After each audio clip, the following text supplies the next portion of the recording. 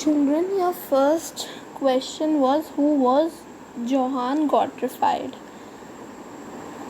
So, the answer to that is on page number 14. German philosopher John Gottfried was a German philosopher who claimed that true German culture was to be discovered among the common people, thus folk.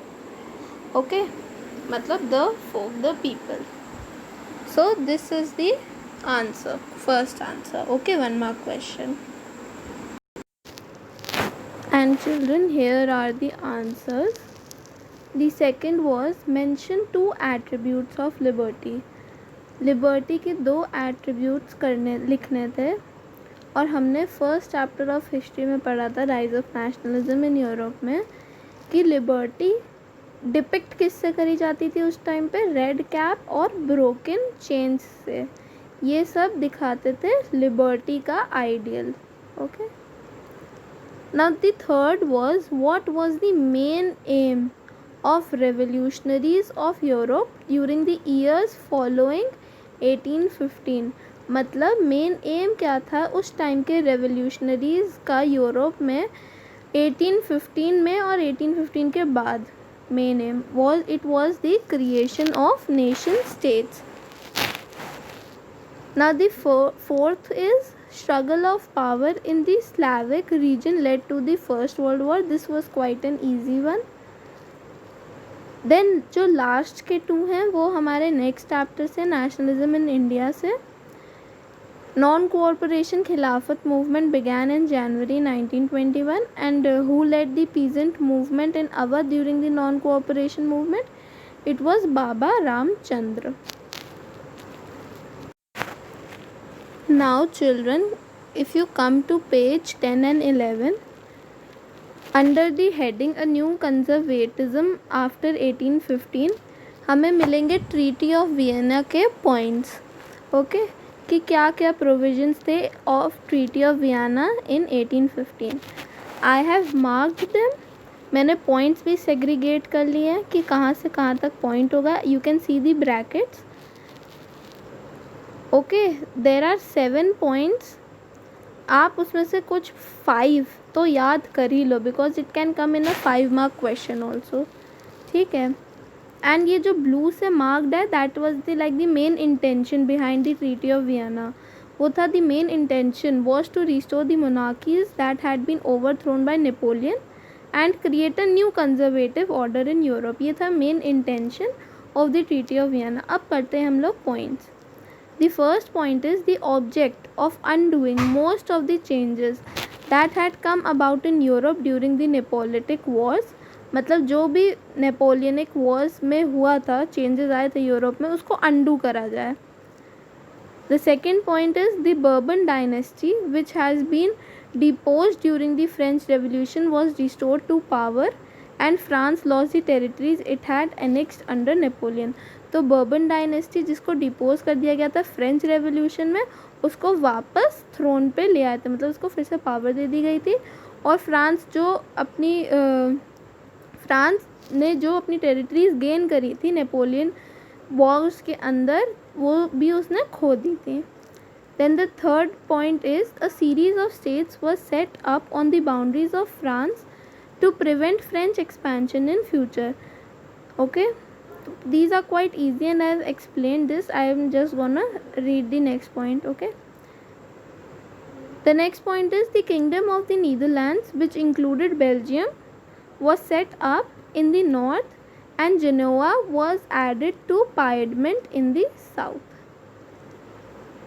I have not highlighted this point because I was thinking that जो next points है वो ज़्यादा important हैं, तो अगर आप 5 to 6 points याद करोगे तो you can skip on this one. Okay, the next point is Prussia was given important new territories on its western frontiers while Austria was given control of northern Italy. Prussia को new territories दे दी गई थी important western frontiers पर, but Austria को northern Italy का control दे दिया गया था. The German Confederation of 39 states that had been set up by Napoleon was left untouched. But जो जर्मन कन्फेडरेशन थी उसको अनटच्ड छोड़ दिया था, मतलब उसको छुआ तक नहीं था. Next is Russia was given part of Poland while Prussia was given a portion of the Saxony. So these are the points of the treaty of Vienna. मैंने तो सिर्फ 3 प्रोविजंस दिए थे, but it can come in a 5 mark question और the main intention in 1 mark, so this is quite important. Now children, the next question which I had given was, in many European countries a revolution led by the educated middle classes was underway in the year 1848. Explain with suitable examples. अब इस question का पहले मतलब समझना ज़रूरी है कि काफ़ी सारी यूरोपियन कंट्रीज़ में जो रेवोल्यूशन था वो कौन लीड कर रहा था? Educated middle class. ओके, और ईयर भी मेंशन करा हुआ है 1848, और इसमें ये दे रहा है कि आपको मेंशन करना है एग्जाम्पल्स के साथ. ना जो मेन पॉइंट्स हैं, मतलब जो पॉइंट्स लिखने हैं वो मैंने ब्लू से मार्क करे हुए हैं, और उसके आगे जो लिखना है वो पिंक से. Okay, so the revolutions were led by the liberal nationalists belonging to the educated middle class elite. Okay, ये आपकी मतलब आंसर की फर्स्ट लाइन होगी. Then you will write the first point, you will write about France. उसके आगे लिखोगे the first upheaval took place in France in July 1830. The Bourbon kings who had been restored to power during the conservative reaction after 1815 were now overthrown by liberal revolutionaries who installed a constitutional monarchy with Louis Philippe at its head. ठीक है, ये हो गया तुम्हारा first point. अब second point आएगा July revolution in Brussels. उसके आगे लिखना this revolution in Brussels led to Belgium breaking away from the United Kingdom of Netherlands. ये हो गया सेकंड पॉइंट. अब थर्ड पॉइंट लिखोगे आप ग्रीक वॉर ऑफ इंडिपेंडेंस के बारे में. देन यू विल राइट जो भी मैंने मेंशन करा हुआ है, ओके, अंडरलाइन करा हुआ, हाईलाइट करा हुआ है, sorry, in pink. Okay, so just this is the answer, this is the correct form of your answer to this question. और ये क्वेश्चन काफ़ी बार बोर्ड्स में आ भी चुका है, ऐसे नहीं तो किसी और फॉर्म में, पर आंसर इसका यही रहता है. ओके, वो कभी कुछ और भी. Let me give you an example. अब इसका एक और क्वेश्चन आ सकता है, why is the time period from 1830 to 1848 known as the age of revolutions. आपको इसमें भी यही लिखना पड़ेगा कि रेवोल्यूशंस लेड कौन कर रहा था? लिबरल नेशनलिस्ट जो मिडिल क्लास एलिट को बिलोंग कर रहे थे. और एज ऑफ रेवोल्यूशंस क्योंकि ये काफ़ी जगहों पे रेवोल्यूशंस हुए थे, like in France, Brussels and Greece. और फिर आप इन तीनों के बारे में लिखेंगे. Okay, am I clear? Now children, I had given to write a short note on Frankfurt parliament, and ये बहुत अच्छे से इसमें दिया हुआ है. So I am sharing this photo with you. Frankfurt parliament जो नेम दिया गया था जर्मन नेशनल असेंबली को, जो फाउंड करी गई थी during the revolution of 1848 that tried to unite Germany in a democratic way. The assembly was attended by 831 deputies. The members had drafted the constitution for a new German nation. The new constitution was rejected by Friedrich Wilhelm IV, the King of Prussia. Though the Frankfurt Parliament failed to unite Germany, it had far-reaching consequences on Germany. Okay, so this is the best answer for a 1.5 mark question. Now children, जो next question था to write a short note what it was on Count Camillo de Cavour. इसमें उसका full name सिर्फ exercise में दिया हुआ है, सो मैंने इसीलिए आपको दिया था कि अब आप कहीं भूलोगे नहीं द फुल नेम. हो सकता है कई लोगों को नहीं भी आया हो. So I have underlined this also, that the chief minister Cavour who led the movement to unify the regions of Italy, वो ना ही एक रेवोल्यूशनरी था ना ही एक डेमोक्रेटिक था, बट उसके एक बहुत अच्छी टैक्टफुल डेमोक्रेटिक थी alliance with France.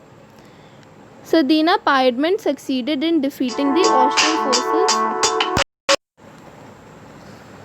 So where was I? We have done this short note. Okay. The next question was to differentiate between the views of liberals and conservatives. ये मैं बहुत अच्छे से एक्सप्लेन भी कर चुकी थी जब मैंने ये चैप्टर पढ़ाया था, और ये this is in the differentiating form. You can see liberals का फर्स्ट पॉइंट था that most of the people of the middle class followed the principle of liberalism. आपके पॉइंट्स डिफरेंट हो सकते हैं but it is totally okay जब तक आप book से लिख रहे हो. Okay, this is only as you can say for reference. Okay, go through this. Okay, और अगर चाहिए तो you can take a screenshot for reference purpose. Okay, now children the next question was from the next chapter, nationalism in India. और question था कि impact क्या था Jallianwala Bagh incident का लोगों के ऊपर, on the people. Okay, so basically you have to write about this. Okay, that as the news spread, Jallianwala Bagh news spread, crowds took to the streets in many North Indian towns. There were strikes, clashes with the police and attacks on government buildings. The government responded with brutal repression, seeking to humiliate and terrorize people. Okay. Now children, as this question was of 3 marks, तो आप इसमें सिर्फ 2 lines नहीं लिख सकते. And I am so sorry, आपको यहाँ तक नहीं लिखना है, आपको सिर्फ यहाँ तक लिखना है बिकॉज ये तो गवर्नमेंट का रिएक्शन है. इसमें सॉरी, यहाँ से यहाँ तक जहाँ तक मैंने मार्क करा है that is the impact on the people, and यहाँ से यहाँ तक that was the response of the government.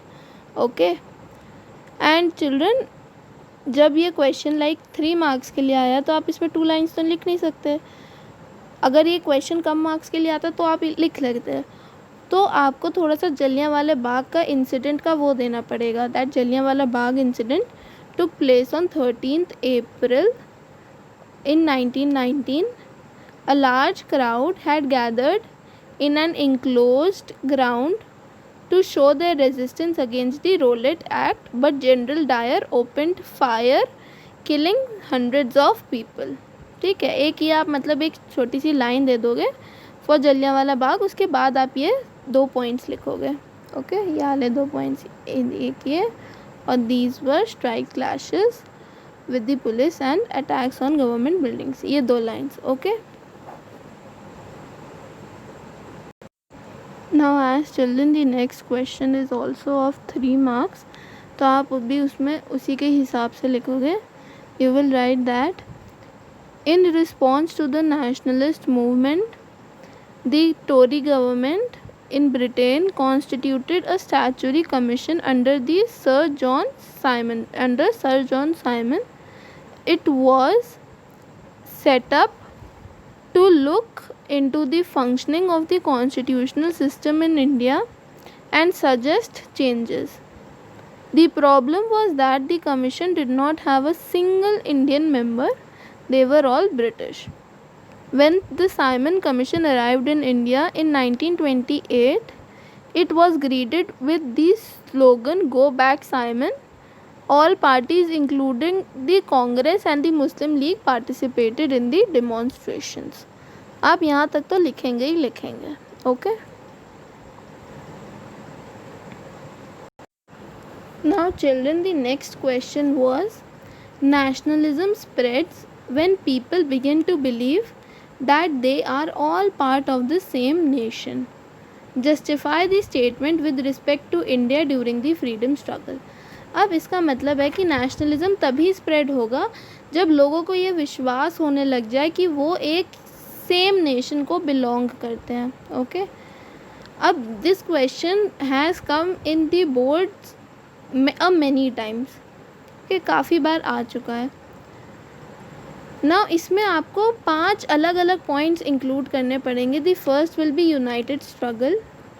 The second will be cultural process, कि कैसे हिस्ट्री और फोकलोर और इन सब चीज़ों का कैसे यूज़ करा गया था. Then the visualization of Bharat Mata, third. The fourth will be revival of the Indian folklore. And the fifth will be reinterpretation of history.